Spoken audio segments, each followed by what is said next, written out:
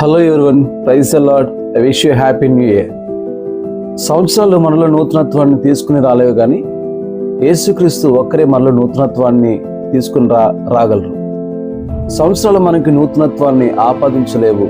సంవత్సరాలు మారేటప్పుడు మనలో నూతనత్వం అనేది రాదు, కానీ మనలో క్రీస్తు వచ్చినప్పుడు ఆయన రావటం ద్వారా కలిగిన మార్పే మనలో నూతనత్వం. ఒకవేళ నువ్వు నూతన వ్యక్తిగా మార్చబడాలంటే క్రీస్తు చెంతకు రావాల్సిందే, ఇక వేరే ప్రత్యామ్నాయ మార్గం లేదు.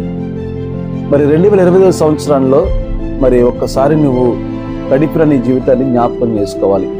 మరి 2025 సంవత్సరంలో నీ ప్రార్థన జీవితం ఎట్లా ఉంది?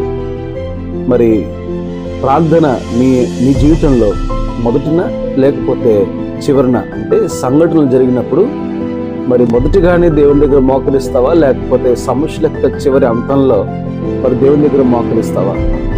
సో ఈ విధంగా నువ్వు నీ ప్రార్థన జీవితాన్ని ఎట్లా కొనసాగించుకున్నావు, ఈ విషయాన్ని జ్ఞాపకం చేసుకుని 26లోకి ఒక సంసిద్ధతతో నువ్వు వెళ్ళాలి. నీ విశ్వాసాన్ని పరీక్షించుకోవాలి. నువ్వు మరి సరైన విశ్వాసాన్ని కలిగి ఉన్నావా? మరి నువ్వు సరైన విశ్వాసాన్ని కలిగి లేవా? పౌరుణుడు కదా 13లో 2 కొరింథీ పత్రిక 11వ అధ్యాయంలో మీరు విశ్వాసం గలవారై విన్నారు లేదు, మిమ్మల్ని మీరు పరీక్షించుకోండి అని. సెల్ఫ్ చెకింగ్ అనేది విశ్వాసంలో చాలా అవసరమైనది. మరి నువ్వు ఎలాంటి విశ్వాసాన్ని కలిగి ఉన్నావు 25 సంవత్సరంలో? దేవుని మీద నీకు ఉన్నటువంటి విశ్వాసం ఏంటి? ఈ విషయంలో 2025 సంవత్సరంలో ఫెయిల్ అయితే గనక మరి విశ్వాసాల ముందుకు ఎలా కొనసాగాలో నేర్చుకోవడం ఇష్టపడదు. సాక్ష్యం.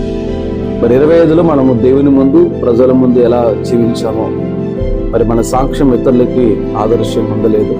ఒకసారి పరీక్షించుకుని మన సాక్ష్యాన్ని కూడా మరి మనం పెంపొందించుకునే విధంగా ముందుకు కొనసాగాలి. ఇకపోతే సేవా సమర్పణ. మరి నీ జీవితంలో మరి ఎలాంటి సేవ చేస్తా ఉన్నావు? మరి సమర్పణ అనేది ఉందా లేదా? 25లో ఒక సమర్పణ లేకుండా మరి నీ అంతటి నీ ఇష్టానుసారంగా మరి ఎలా పడితే అలా పరిచర్య జరిగించావేమో, ఎలా పడితే అలా జీవించావేమో. అది కాదు, ఇక్కడి నుంచి నువ్వు ఒక సమర్పణ కలిగి 2026లో మరి ఇప్పుడు నిర్దిష్టమైనటువంటి లక్ష్యాలు ఏర్పాటు చేసుకుని సేవలు ముందుకు కొనసాగాలన్నది నా అభ్యర్థన. మరి దేవుని కొరకు మనం అందరం కూడా పనిచేయాలి. 25లో మరి మన ఇష్టానుసారమైన జీవితాన్ని జీవించాం. ఇకపోతే మరి వైఫల్యాలు, ఎలాంటి వైఫల్యాలు నువ్వు ఎదుర్కొన్నావో నాకు తెలియదు, కానీ మరి దేవుని దగ్గరికి వచ్చినప్పటికీ మరి నువ్వు ఒక జ్ఞాపకం చేసుకోవాలి.